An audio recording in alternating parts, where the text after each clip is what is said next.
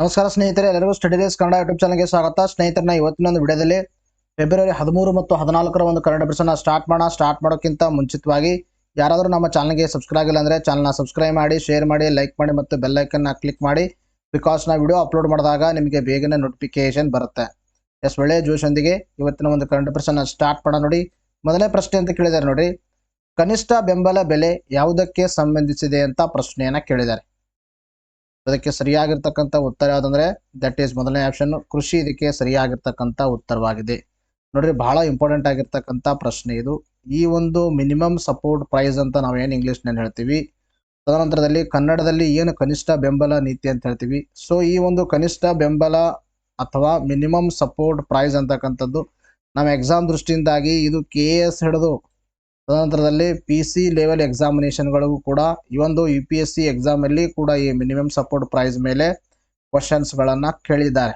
So ಇವತ್ತಿನ ಒಂದು ವಿಡಿಯೋದಲ್ಲಿ ನಾವು ಏನು ಮಾಡೋಣ ಅಂದರೆ ಈ ಮಿನಿಮಮ್ ಸಪೋರ್ಟ್ ಪ್ರೈಸ್ ಬಗ್ಗೆ ಡಿಸ್ಕಷನ್ ಮಾಡೋಣ. ಡಿಸ್ಕಷನ್ ಮಾಡೋಕ್ಕಿಂತ ಮುಂಚಿತವಾಗಿ ಇದ್ರ ಮೇಲೆ ಯಾಕೆ ನಾನು ಇವತ್ತೇ ಪ್ರಶ್ನೆಯನ್ನು ಕೇಳಿದ್ದೇನೆ ಅಂದರೆ, ಸೊ ತಮ್ಮೆಲ್ಲರಿಗೆ ಗೊತ್ತಿದೆ ಏನಂದರೆ ದೇಶದಲ್ಲಿ ಎಲ್ಲ ಏನಾಗ್ತಾ ಇದೆ ಅಂದರೆ ಈ ಒಂದು ಉತ್ತರ ಭಾರತದ ಭಾಗಗಳಲ್ಲಿ ಅಂದರೆ ಪಂಜಾಬ್ ಆಗಿರ್ಬೋದು, ಹರಿಯಾಣ, ಅವುಗಳಲ್ಲೆಲ್ಲ ಏನಾಗ್ತಾ ಇದೆ ಅಂದರೆ ಪ್ರೊಟೆಸ್ಟನ್ನು ಮಾಡ್ತಾ ಇದ್ದಾರೆ. ದಿಲ್ಲಿ ಕಡೆ ಹೋಗ್ತಾ ಇದ್ದಾರೆ, ದಿಲ್ಲಿಯನ್ನು ನುಗ್ತಾ ಇದ್ದಾರೆ ರೈತರ ಪಡೆ. ಯಾಕಂದರೆ ಈ ಒಂದು MSP ಅನ್ನು ಕಾನೂನು ಖಾತ್ರಿಗೆ ಆಗ್ರಹವನ್ನು ಮಾಡ್ತಾ ಇದ್ದಾರೆ. ಅದಕ್ಕೋಸ್ಕರ ಪ್ರತಿಭಟನೆಯನ್ನು ಮಾಡ್ತಾ ಇದ್ದಾರೆ. ಸೊ ಅದಕ್ಕೆ ಈ ಒಂದು ನ್ಯೂಸು ನಮ್ಮ ಮುಂದೆ ಬರ್ತಕ್ಕಂಥ ಎಕ್ಸಾಮ್ ದೃಷ್ಟಿಯಿಂದಾಗಿ ಇಂಪಾರ್ಟೆಂಟ್ ಆಗುತ್ತೆ. ನಾನು ಎಲ್ಲಂದರೆ ಪ್ರಜಾವಾಣಿಯಿಂದ ಏನು ಮಾಡಿದ್ದೀನಿ, ಇದನ್ನು ಎತ್ಕೊಂಡಿದ್ದೀನಿ. ನೋಡ್ರಿ, ಕನಿಷ್ಠ ಬೆಂಬಲ ಬೆಲೆಗೆ ಕಾನೂನಿನ ಖಾತ್ರಿ ಒದಗಿಸುವುದು ಸೇರಿದಂತೆ ಹಲವು ಬೇಡಿಕೆಗಳನ್ನು ಈಡೇರಿಸಿಗೆ ಆಗ್ರಹಿಸಿ ಪ್ರತಿಭಟನೆಯನ್ನ ದೇಶದಲ್ಲೆಲ್ಲ ನಡೀತಾ ಇದೆ. ಸೊ ಇದು ನ್ಯೂಸ್ ಇನ್ ಕಾಂಟೆಕ್ಸ್ಟ್. ಸೊ ಇದು ನಮಗೆ ಪ್ರಶ್ನೆಯನ್ನ ಕೇಳಲ್ಲ, ಎಲ್ಲಿ ಪ್ರತಿಭಟನೆ ನಡೀತು, ಆಮೇಲೆ ಯಾಕೆ ನಡೀತು ಅನ್ನೋದು. These are questions which are asked in interview. ಅರ್ಥಾಯ್ತಾ, ನಿಮಗೆ ಇಂಟರ್ವ್ಯೂ ಅಲ್ಲಿ ಪ್ರಶ್ನೆಯನ್ನ ಕೇಳ್ತಿರ್ತಾರೆ ಈ ತರ.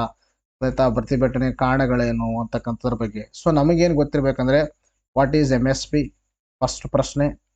ಹಾಗಾದ್ರೆ MSP ಅನ್ನ ಹೂ ಡಿಕ್ಲೇರ್ಸ್ MSP ಡಿಕ್ಲೇರ್ ಮಾಡೋರು ಯಾರು? ಅರ್ಥಾಯ್ತಾ. ತದನಂತರದಲ್ಲಿ MSP ಅನ್ನ ಡಿಕ್ಲೇರ್ ಮಾಡೋಕ್ಕೆ ಮಾನದಂಡಗಳೇನು? ಈ MSP ಅನ್ನ ಯಾವಾಗ ಡಿಕ್ಲೇರ್ ಮಾಡಲಾಗುತ್ತೆ ಮ್ಯಾನ್?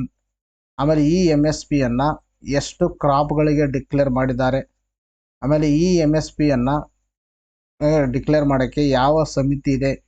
ಸೊ ಎಲ್ಲ ಎಕ್ಸಾಮಲ್ಲಿ ಸುಮಾರು ಬಾರಿ ಕೇಳಿದ್ದಾರೆ. ಸೊ ಆದುದರಿಂದಾಗಿ ನಾವು ಈ ಆಸ್ಪೆಕ್ಟ್ಸ್ ಅನ್ನ ಈ ಕ್ಲಾಸಲ್ಲಿ ನೋಡೋಣ. ನೋಡಿ, ಕನಿಷ್ಠ ಬೆಂಬಲ ಬೆಲೆ ಅಂತ ಹೇಳ್ತೀವಿ, ರೈತರ ಉತ್ಪನ್ನಗಳನ್ನ ಖರೀದಿಸಿದಾಗ ರೈತರಿಗೆ ಪಾವತಿಸುವ ಖಾತರಿ ಯೋಜನೆಯಾಗಿದೆ. ಅರ್ಥ ಆಯ್ತಾ? ಇದಂದ್ರೆ ಏನಂದ್ರೆ ಸಿಂಪ್ಲಿ ಒಂದು ಗೌರ್ಮೆಂಟ್ ಡಿಕ್ಲರೇಷನ್. ಅರ್ಥ ಆಯ್ತಾ? ಗೌರ್ಮೆಂಟ್ ಏನಂದ್ರೆ ಒಂದು ಡಿಕ್ಲರೇಷನ್.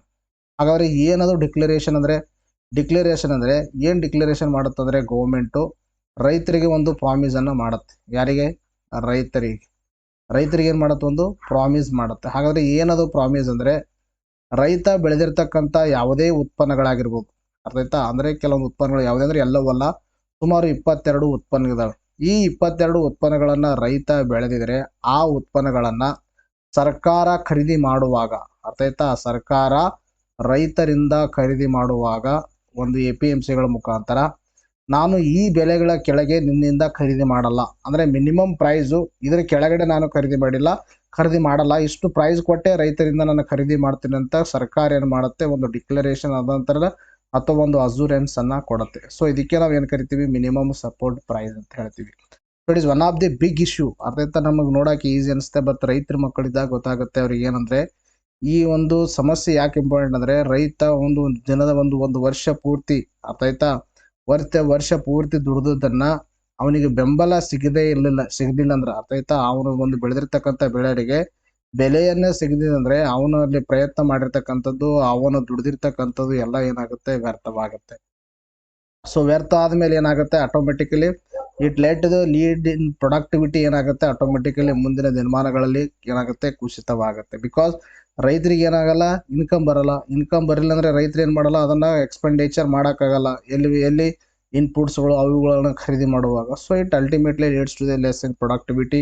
ಆಮೇಲೆ ರೈತರಿಗೆ ಕೂಡ ಏನಾಗುತ್ತೆ? ಒಂದು ಅಂದ್ರೆ ರೈತರು ಏನಂತಾರೆ? ಡಿಪ್ರೆಷನ್ ಹೋಗ್ತಾರೆ. ಸೊ ಅದಕ್ಕೆ ಏನಂದ್ರೆ minimum support price it is one of the important ಅಂತ ನಾವು ಹೇಳ್ತೀವಿ.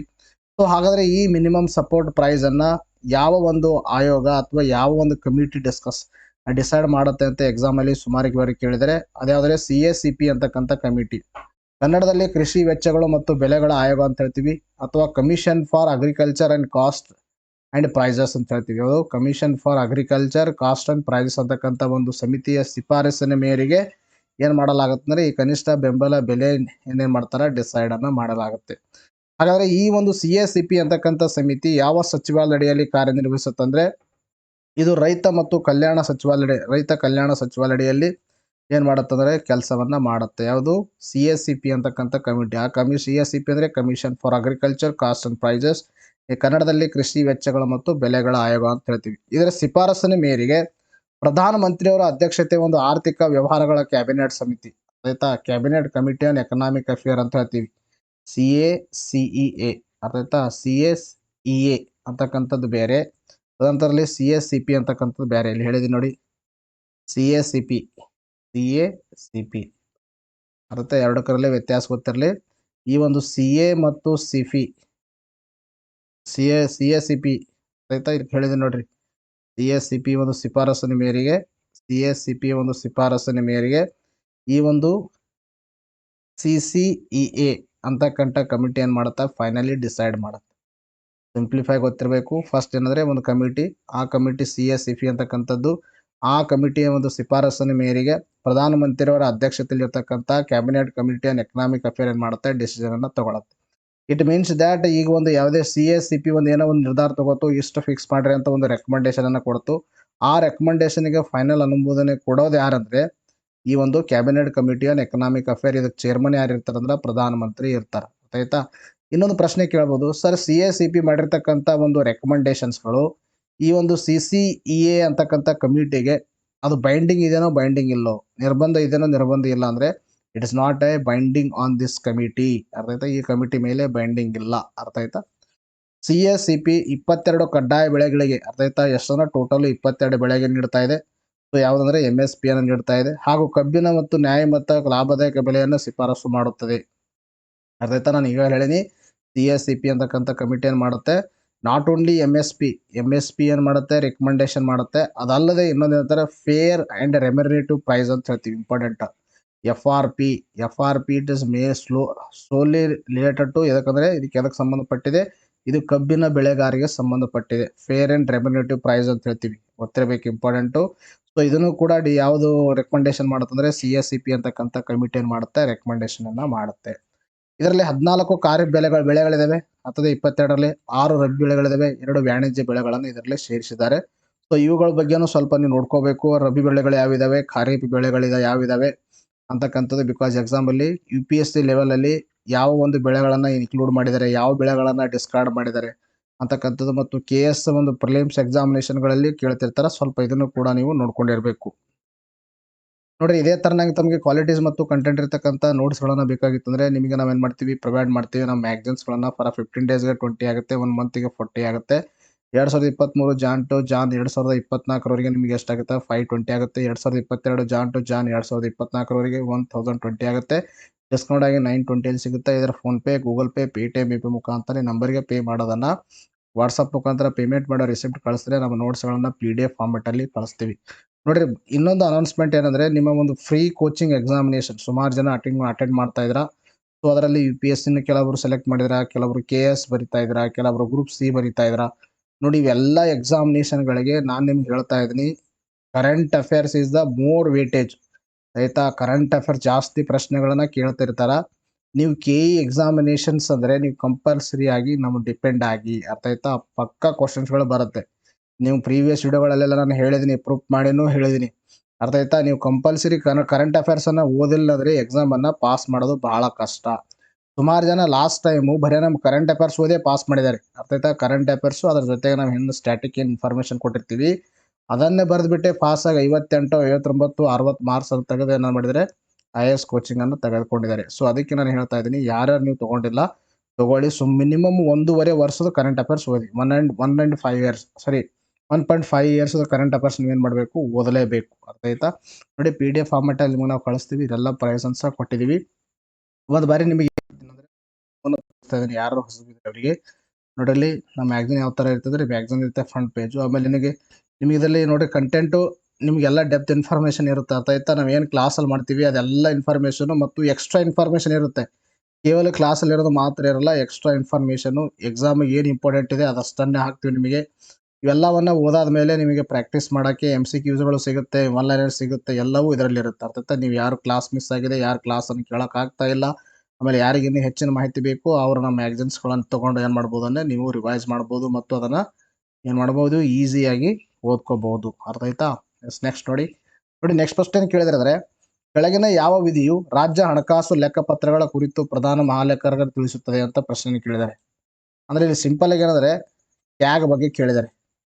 CAG controller and auditor general, controller general ಆಯ್ತಾ? ಕಂಟ್ರೋಲರ್ ಆಡಿಟರ್ ಜನರಲ್ ಬಗ್ಗೆ ಕೇಳಿದ್ದಾರೆ. ಸೊ ಇದಕ್ಕೆ ಸರಿಯಾಗಿರ್ತಕ್ಕಂಥ ಉತ್ತರ ಇದ್ರೆ 148ನೇ ವಿಧಿ. ಸೊ ಇದ್ರ ಮೇಲೆ ಪ್ರಶ್ನೆ ಯಾಕೆ ಕೇಳಲಾಗಿದೆ ಅಂದರೆ 47 ವರ್ಷವಾದರೂ ವಸೂಲಾಗದ ಸಾಲ. ಇತ್ತೀಚೆಗೆ ಏನು ಮಾಡಿದ್ದಾರೆ ಕ್ಯಾಗ್ ಅವರು ಏನು ಮಾಡಿದ್ದಾರೆ ರಿಪೋರ್ಟನ್ನು ಬಿಡುಗಡೆ ಮಾಡಿದ್ದಾರೆ.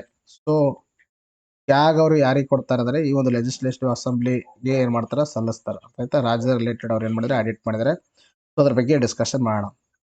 ಸೊ ಅದಕ್ಕೆ ಸರಿ ಅವ್ರ ಲೆಜಿಸ್ಲೇಟಿವ್ ಅಸೆಂಬ್ಲಿ ಅಲ್ಲ, ಅವ್ರಿಗೊಂದು ರಾಷ್ಟ್ರಪತಿ ಇದ್ರೆ ರಾಷ್ಟ್ರಪತಿಗೆ, ರಾಜ್ಯಪಾಲರಿಗೆ ರಾಜ್ಯಪಾಲರಿಗೆ ಸಲ್ಲಿಸ್ತಾರೆ. ರಾಜ್ಯ ಸರ್ಕಾರವು ತನ್ನದೇ ಅಧೀನದ ವಿವಿಧ ಇಲಾಖೆಗಳು ಮತ್ತು ಸಂಸ್ಥೆಗಳಿಗೆ ನೀಡಿರುವ ನೋಡ್ರಿ ಇಲ್ಲಿ 10,389.78 ಕೋಟಿ ಸಾಲ ದಶಕಗಳಿಂದ ವಸೂಲಾಗಿಲ್ಲ. ನೋಡಿ ರೈತ ಬರೇ ಜಸ್ಟ್ ಏನಾದರೂ ರೈತ 2 ವರ್ಷ ಅಥವಾ 1 ವರ್ಷ ಏನಾದರೂ ಲೋನ್ ಕೊಡದೆ ಅವನು ಡಿಫಾಲ್ಟ್ ಆದರೆ ಅವನು ಜಮೀನನ್ನು ಏನು ಮಾಡ್ತಿರ್ತಾರೆ ಅಂದರೆ ಬ್ಯಾಂಕ್ದವರು ಕಸ್ಕೊಳ್ತಿರ್ತಾರ. ಅವನಿಗೆ ಅಷ್ಟೊಂದು ಟಾರ್ಚರನ್ನು ಕೊಡ್ತಿರ್ತಾರೆ ರೈತರಿಗೆ. ಸರ್ಕಾರದ ಒಂದು ಅಧೀನದಲ್ಲಿರುವ ಡಿಪಾರ್ಟ್ಮೆಂಟ್ಗಳಿಗೆ ಕೊಟ್ಟಿರ್ತಕ್ಕಂಥ ಸಾಲ, ಒಂದು ಡಿಪಾರ್ಟ್ಮೆಂಟಿಂದ ಇನ್ನೊಂದು ಡಿಪಾರ್ಟ್ಮೆಂಟ್ ಸರ್ಕಾರ ಕೊಟ್ಟಿರ್ತಕ್ಕಂಥದ್ದು, ಆ ಸಾಲ ದಶಕವಾದರೂ 10 ವರ್ಷ ಆದರೂ ಏನೋ ವಸೂಲಿ ಮಾಡೋಕ್ಕಾಗಲ್ಲ ಇವರಿಗೆ. ಅರ್ಥ ಆಯ್ತಾ? ನೋಡ್ರಿ ನೀವೇ ಪರಿಸ್ಥಿತಿ ಯಾವ ಥರ ಇರುತ್ತೆ, ನಾವು ಓದೋದು ಏನಿರುತ್ತೆ ಒಂದು ರಿಯಾಲಿಟಿ ಏನಿರುತ್ತೆ. ಬೆಂಗಳೂರು ಜಲಮಂಡಳಿ ಮತ್ತು ಕರ್ನಾಟಕದ ಬೀಜ ನಿಗಮಕ್ಕೆ 47 ವರ್ಷಗಳ ಹಿಂದೆ ನೀಡಿದ ಸಾಲಗಳು ಈ ಪಟ್ಟಿಯಲ್ಲಿದೆ. 47 ವರ್ಷಗಳ ಹಿಂದೆ ಈ ಒಂದು ನಿಗಮಕ್ಕೆ ಏನು ಮಾಡಿದರೆ ಸರ್ಕಾರ ಸಾಲ ಕೊಟ್ಟಿದೆ, ತನ್ನ ನಿಗಮಕ್ಕೆ ಸಾಲ ಕೊಟ್ಟಿದೆ. ಅರ್ಥ ಆಯ್ತಾ? ಇದನ್ನು ಬೇರೆದಲ್ಲ. ಬಟ್ ಆದರೂ ಅದು 47 ವರ್ಷ ಆದರೂ ಕೂಡ ಇನ್ನೂ ರೀಪೇ ಮಾಡಿಲ್ಲ. See what is the situations.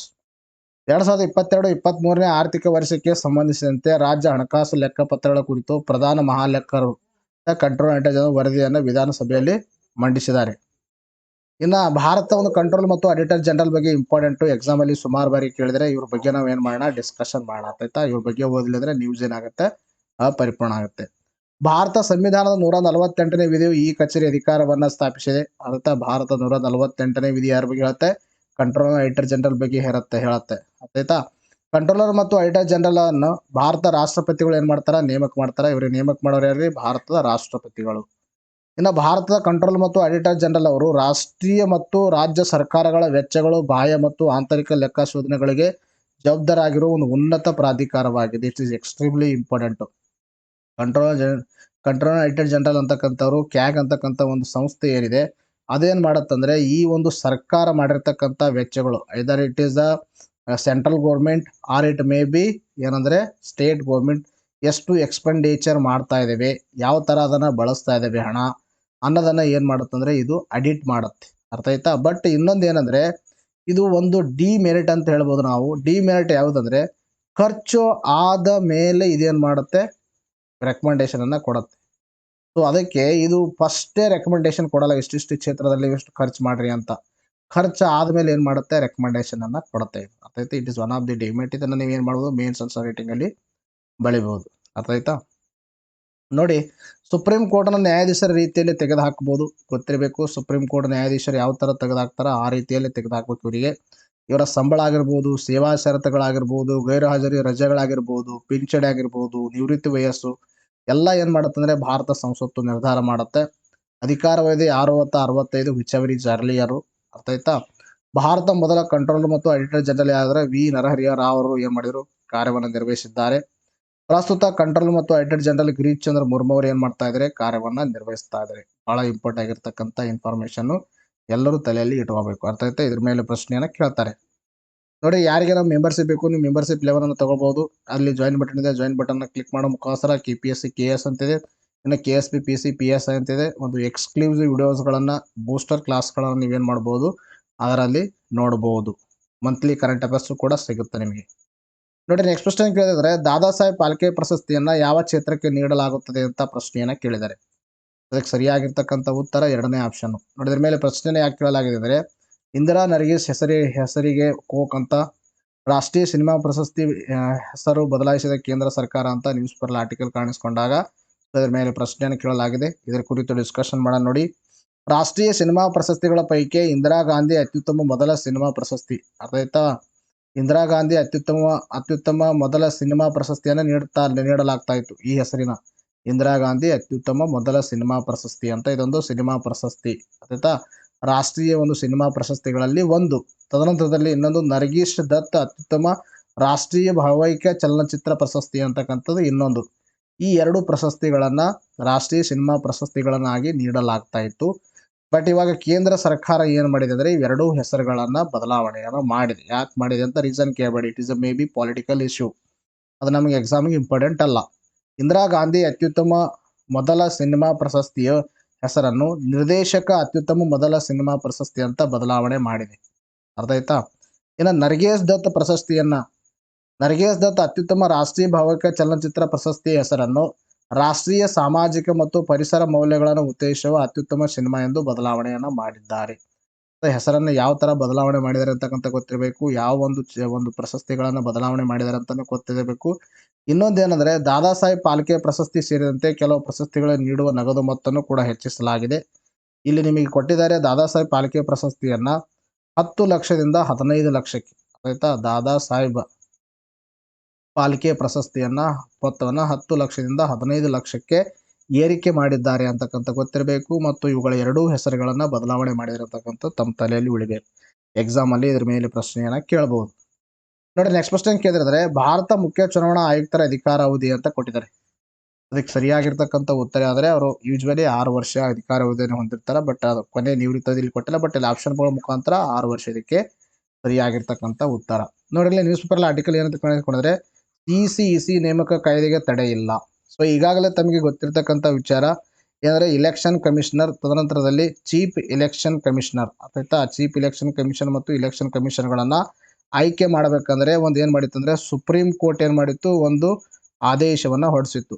ಏನು ಆದೇಶವನ್ನು ಹೊರಡಿಸಿತ್ತು ಅಂದರೆ ಈ ಒಂದು ಇಲೆಕ್ಷನ್ ಕಮಿಷನ್ ಮತ್ತು ಚೀಫ್ ಇಲೆಕ್ಷನ್ ಕಮಿಷನ್ ಅನ್ನು ಈ ಒಂದು ನಮ್ಮ ಭಾರತದಲ್ಲಿ ವೈಬ್ರೆಂಟ್ ಡೆಮೋಕ್ರಸಿಯನ್ನು ಕ್ರಿಯೇಟ್ ಮಾಡಕ ಈ ಪೋಸ್ಟ್ಗಳು ಬಹಳ ಇಂಪಾರ್ಟೆಂಟು. ಸೊ ಅದಕ್ಕೆ ಏನು ಮಾಡಬೇಕಂದ್ರೆ ಇವರನ್ನು ಆಯ್ಕೆ ಮಾಡುವಾಗ ಒಂದು ಸೆಲೆಕ್ಟಿವ್ ಕಮಿಟಿ ಇರಬೇಕು. ಸೊ ಆ ಒಂದು ಸೆಲೆಕ್ಟಿವ್ ಕಮಿಟಿಯಲ್ಲಿ ಯಾರು ಇರಬೇಕಂದ್ರೆ ಪ್ರಧಾನಮಂತ್ರಿ ಇರಬೇಕು. ತದನಂತರದಲ್ಲಿ ಲೋಕಸಭೆ ಲೀಡರ್, ಅಪೋಸಿಷನ್ ಪಾರ್ಟಿ ಲೀಡರ್ ಇರಬೇಕು.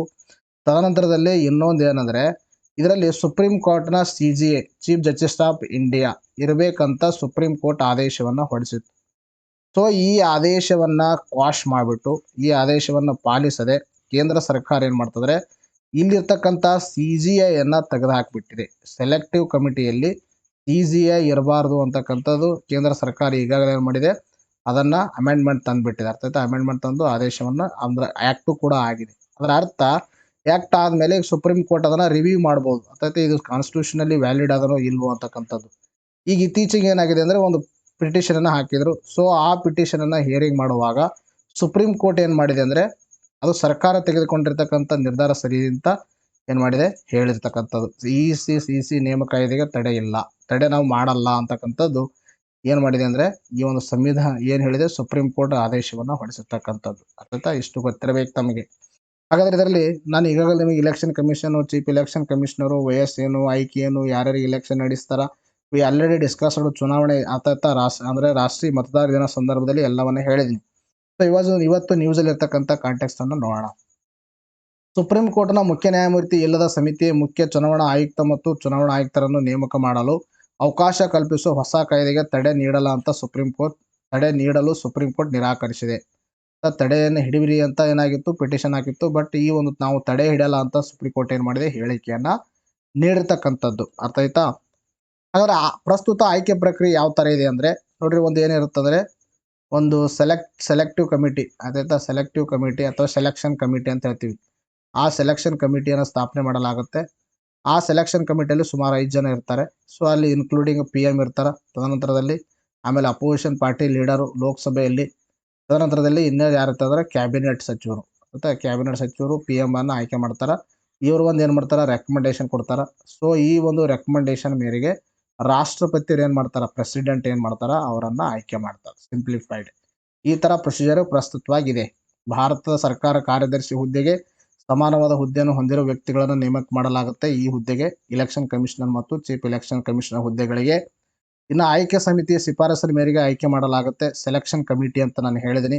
ಈ ಸಮಿತಿಯಲ್ಲಿ ಪ್ರಧಾನಮಂತ್ರಿ, ಲೋಕಸಭೆ ವಿರೋಧ ಪಕ್ಷದ ನಾಯಕ ಮತ್ತು ಪ್ರಧಾನಮಂತ್ರಿಯಿಂದ ನಾಮನಿರ್ದೇಶನಗೊಳ್ಳುವ ಕೇಂದ್ರ ಕ್ಯಾಬಿನೆಟ್ ಸಚಿವರು ಒಳಗೊಂಡಿರುವ 5 ಜನರ ಒಂದು ಸಮಿತಿ ಇರ್ತದೆ. ಆ ಸಮಿತಿಯ ಒಂದು ಶಿಫಾರಸಿನ ಮೇರೆಗೆ ಇವರನ್ನು ಏನು ಮಾಡಲಾಗುತ್ತದೆ, ಆಯ್ಕೆ ಮಾಡಲಾಗುತ್ತೆ. ಸೊ ಇಲ್ಲಿ ಸ್ವಲ್ಪ ನಾವು ನೋಡಿದಾಕ್ರ ಇಲ್ಲಿ ಏನಾಗ್ತಾ ಇದೆ ಅಂದರೆ, ಒಂದು ಅಬ್ಸರ್ವೇಷನ್ ಮಾಡಿದಾಗ ಭಾರತದಲ್ಲಿ ತಮಗೆಲ್ಲರೂ ಗೊತ್ತಿರುವ ಹಾಗೆ ಒಂದು ಶಾಸಕಾಂಗ ಇದೆ, ಇನ್ನೊಂದು ಕಾರ್ಯಾಂಗ ಇದೆ, ನ್ಯಾಯಾಂಗ ಇದೆ. ಸೊ ಇಂಥ ಒಂದು ಡೆಮೋಕ್ರಸಿಯನ್ನು ಜೀವಂತವಾಗಿಡುವ ಒಂದು ಸಂಸ್ಥೆಯಲ್ಲಿ ಕಾರ್ಯಾಂಗದ ಹಸ್ತಕ್ಷೇಪ ಜಾಸ್ತಿ ಇದೆ ಅಂತ ಕಾಣ್ತಾ ಇದೆ. ಇಲ್ಲಿ PM ಇದೆ, ತದನಂತರದಲ್ಲಿ ವಿರೋಧ ಪಕ್ಷದ ನಾಯಕ ಇದ್ದಾರೆ. ಸೊ ವಿರೋಧ ಪಕ್ಷದ ನಾಯಕ ಓಕೆ, ಇನ್ನೂ ಅಂದರೆ ಕೇಂದ್ರ ಕ್ಯಾಬಿನೆಟ್ ಸಚಿವರು ಇರ್ತಾರೆ ಅದರಲ್ಲಿ. ಸೊ ಮೆಜಾರಿಟಿ ಡಿಸಿಷನ್ ಏನಾಯಿತು, ಸರ್ಕಾರದಾಗ್ಬಿಡುತ್ತೆ. ಸರ್ಕಾರ ಏನು ನಿರ್ಧಾರ ತಗೊಳುತ್ತೆ ಅವರನ್ನು ಆಯ್ಕೆ ಮಾಡಬೇಕಾಗುತ್ತೆ. ಅರ್ಥ ಆಯ್ತಾ?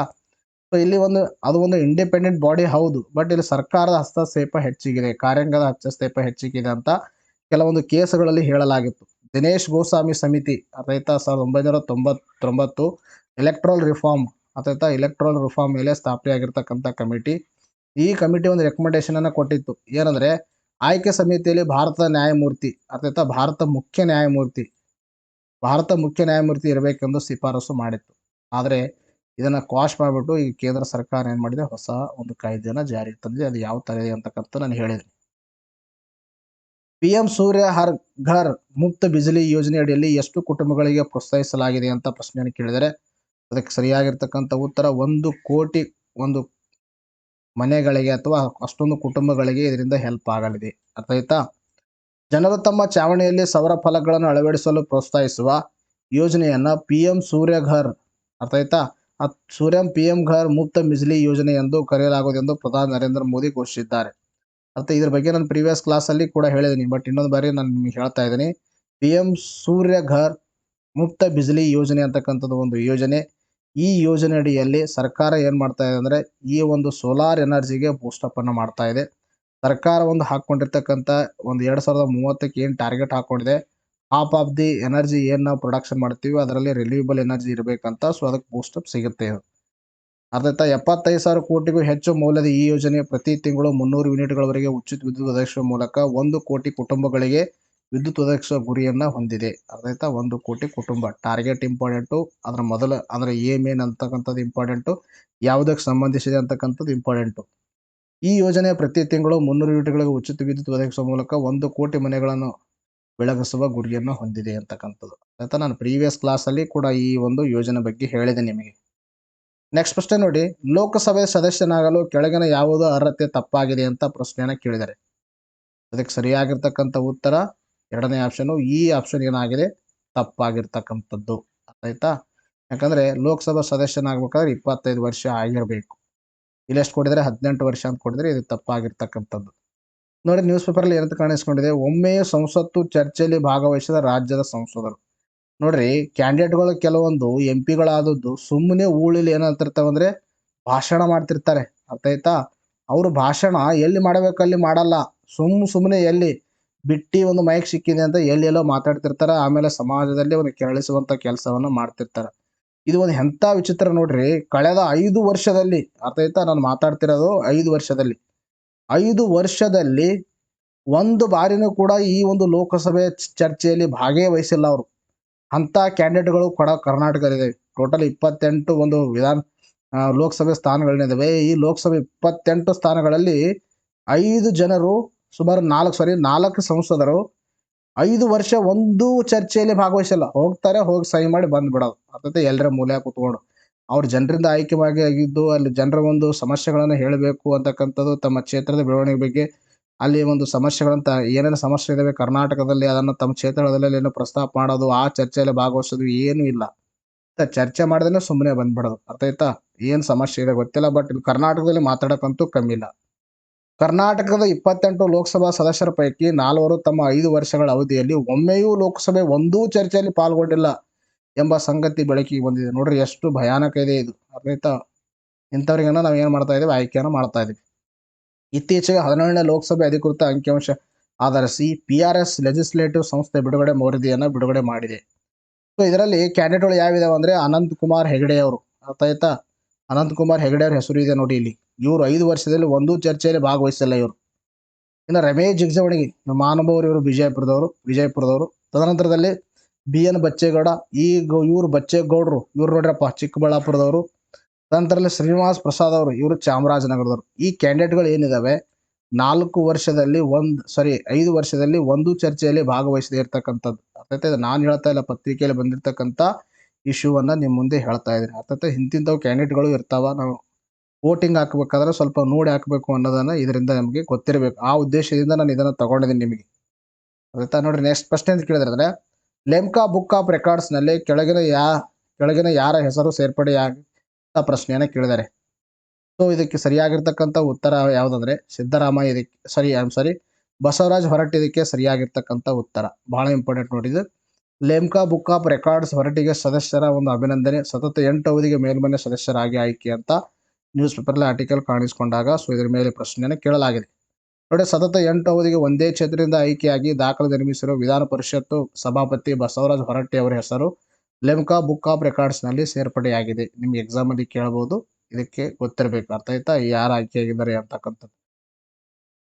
ನೋಡಿ, ನೆಕ್ಸ್ಟ್ ಪ್ರಶ್ನೆ ಕೇಳಿದ್ರೆ, ಇತ್ತೀಚೆಗೆ ವಿಧಾನಸಭೆಯಲ್ಲಿ ಮಂಡಿಸಲಾದ ವಿಧೇಯಕ ಪ್ರಕಾರ ಶೇಕಡ ಎಷ್ಟರಷ್ಟು ಒಂದು ವಾಣಿಜ್ಯೋದ್ಯಮಗಳ ಒಂದು ನಾಮಕ್ಕಳಲ್ಲಿ ಕನ್ನಡ ಬಳಸೋದನ್ನು ಕಡ್ಡಾಯಗೊಳಿಸಲಾಗುತ್ತಿದೆ ಅಂತ ಪ್ರಶ್ನೆಯನ್ನು ಕೇಳಿದ್ದಾರೆ.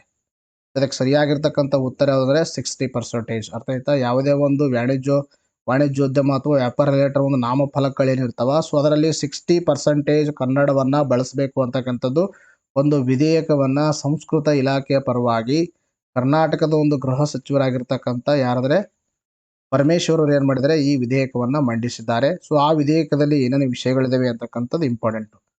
ಅಂಗಡಿ ಆಗಿರ್ಬೋದು, ಮುಂಗಟ್ಟು, ಹೋಟೆಲ್ ಸೇರಿದಂತೆ ಎಲ್ಲ ರೀತಿ ವ್ಯಾಪಾರ ವಾಣಿಜ್ಯೋದ್ಯಮಗಳ ನಾಮಫಲಕಗಳಲ್ಲಿ ಶೇಕಡ 60% ಕನ್ನಡ ಭಾಷೆ ಬಳಕೆ ಕಡ್ಡಾಯ ಹಾಗೂ ನಾಮಫಲಕದ ಮೇಲ್ಭಾಗದಲ್ಲಿ ಕನ್ನಡ ಭಾಷೆ ಇರಬೇಕೆಂದು ಉದ್ದೇಶದಿಂದ ರೂಪಿಸಿರುವ ಕನ್ನಡ ಭಾಷಾ ಸಮಗ್ರ ಅಭಿವೃದ್ಧಿ ತಿದ್ದುಪಡಿ ವಿಧೇಯಕ 2024 ಸರ್ಕಾರ ಸಭೆಯಲ್ಲಿ ಏನು ಮಾಡಿದೆ, ಮಂಡಿಸಿದೆ.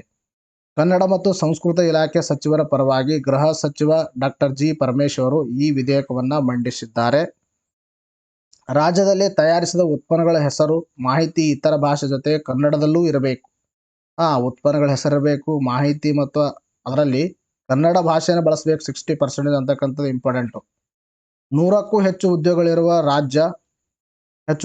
ಹೊಂದಿರುವ ರಾಜ್ಯ, ಕೇಂದ್ರ ಸರ್ಕಾರ ಸಂಸ್ಥೆಗಳಲ್ಲಿ ಕನ್ನಡ ಕೋಶ ಸ್ಥಾಪಿಸಬೇಕು. ಇದು ಒಂದು ಇರ್ತಕ್ಕಂಥ ವಿಷಯ.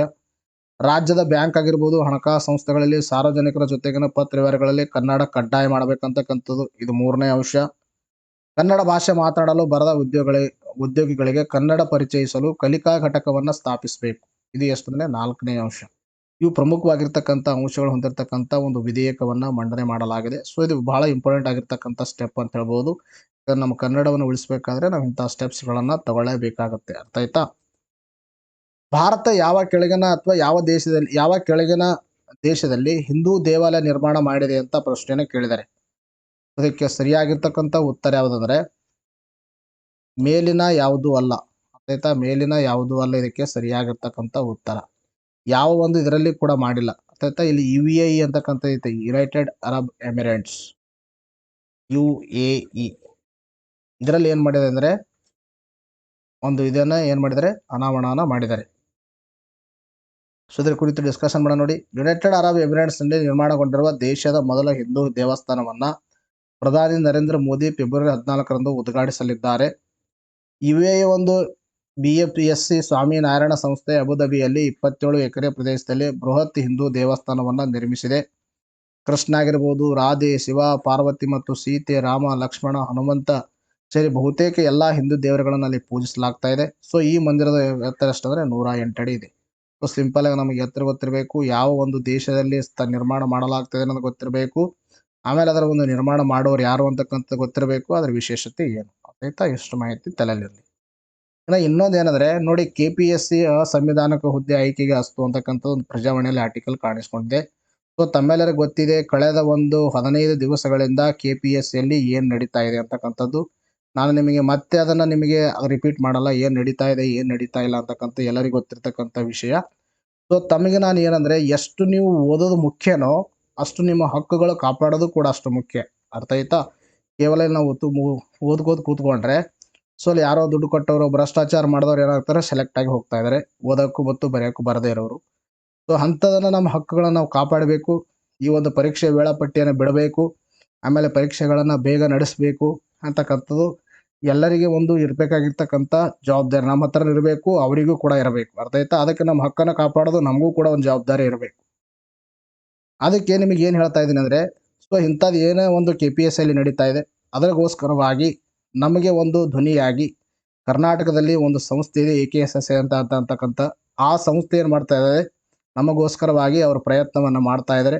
ಸೊ ಆ ಸಂಸ್ಥೆ ಒಂದು ನಾನು ಚಾನಲ್, ಅರ್ಥ ಆಯ್ತಾ, ಅವ್ರದ್ದೊಂದು ಟೆಲಿಗ್ರಾಮ್ ಚಾನಲ್ ಇದೆ. ಸೊ ಆ ಒಂದು ಟೆಲಿಗ್ರಾಮ್ ಚಾನಲ್ ಲಿಂಕನ್ನು ನನ್ನ ವಿಡಿಯೋದ ಡಿಸ್ಕ್ರಿಪ್ಷನ್ ಬಾಕ್ಸಲ್ಲಿ ಕೊಡ್ತೀನಿ. ಸೊ ತಾವೆಲ್ಲರೂ ಏನು ಮಾಡಬೇಕಂದ್ರೆ ಈ ವಿಡಿಯೋದ ಡಿಸ್ಕ್ರಿಪ್ಷನ್ ಬಾಕ್ಸಲ್ಲಿ ಹೋಗಿರಬೇಕು, ಆ ಒಂದು ಟೆಲಿಗ್ರಾಮ್ ಚಾನಲಲ್ಲಿ ನೀವು ಜಾಯ್ನ್ ಆಗಬೇಕು. ಅರ್ಥ ಆಯ್ತಾ? ಆ ಒಂದು ಸಂಸ್ಥೆಗೆ ತಾವೇನು ಮಾಡಬೇಕು, ಹೆಲ್ಪ್ ಮಾಡಬೇಕು. ಆ ಸಂಸ್ಥೆಗೆ ಏನು ಮಾಡಬೇಕು, ನೀವು ಬೂಸ್ಟಪ್ ಮಾಡಬೇಕು. ಬಿಕಾಸ್ ನಮ್ಮ ವಯಸ್ಸನ್ನು ರೇಸ್ ಮಾಡ್ತಾ ಇದ್ದಾರೆ. ಅರ್ಥ ಆಯ್ತಾ? ಸೊ ಅದಕ್ಕೆ ಎಲ್ಲರೂ ಏನು ಮಾಡಬೇಕಂದ್ರೆ ಡಿಸ್ಕ್ರಿಪ್ಷನ್ ಬಾಕ್ಸನ್ನು ಕ್ಲಿಕ್ ಮಾಡಿ, ಅಲ್ಲಿ ಒಂದು ಲಿಂಕ್ ಇರುತ್ತೆ. ಆ ಲಿಂಕನ್ನು ನೀವು ಕ್ಲಿಕ್ ಮಾಡೋ ಮುಖಾಂತರ ಆ ಪರ್ಟಿಕ್ಯುಲರ್ ಟೆಲಿಗ್ರಾಮ್ ಚಾನಲನ್ನು ಜಾಯ್ನ್ ಆಗ್ಬೋದು. ಸೊ ಅಲ್ಲಿ ಅವ್ರು ಯಾವ ಥರ ನಿಮಗೆ ಕ್ರಮಗಳನ್ನು ಹೇಳ್ತಿರ್ತಾರ ಆ ಕ್ರಮಗಳನ್ನು ನೀವು ಮಾಡಬೇಕು. ಅರ್ಥ ಆಯ್ತಾ? ನೀವೇನು ಹೋಗ್ಬಿಟ್ಟು ಸ್ಟ್ರೈಕ್ ಮಾಡುವಂಥ ಏನೂ ಇಲ್ಲ. ಇದು ಏನಂದರೆ ಡಿಜಿಟಲ್ ಯುಗ. ಅರ್ಥ ಆಯ್ತಾ? ಡಿಜಿಟಲ್ ಯುಗ. ಸರ್ಕಾರಕ್ಕೆ ನಮ್ಮ ಒಂದು ಧೋರಣೆಗಳನ್ನು ತೋರ್ಸೋಕ್ಕೆ ವಿವಿಧ ಒಂದು ವಿಧಗಳಿದ್ದಾವೆ. ಪ್ರಮುಖವಾಗಿ ಎಕ್ಸ್ ಅಂತಕ್ಕಂಥದ್ದು, ಟ್ವಿಟರ್ ಅಂತಕ್ಕಂಥ ಮೊದಲಿತ್ತು. ಸೊ ಅದರ ಮುಖಾಂತರ ನಮ್ಮ ಧ್ವನಿ ಏನಿದೆ ಅಂತಕ್ಕಂಥ ನಾವು ಅಲ್ಲಿ ಸರ್ಕಾರಕ್ಕೆ ತಿಳಿಸ್ಬೋದು. ಅಲ್ಲಿ ಎಲ್ಲರೂ ಏನು ಮಾಡ್ಯಾರ ಅಂದರೆ ತಮ್ಮ ಹಕ್ಕುಗಳ ಒಂದು ಸಂರಕ್ಷಣೆಗೋಸ್ಕರ ಹೋರಾಟ ಮಾಡಿ. ಸೊ ಅದಕ್ಕೆ ಹೋರಾಟ ಮಾಡ್ಬೇಕಂತ ಸಡಕಿನ ಮೇಲೆ ಇಳಿಯುವಂಥ ಏನು ಅವಶ್ಯಕತೆ ಇಲ್ಲ.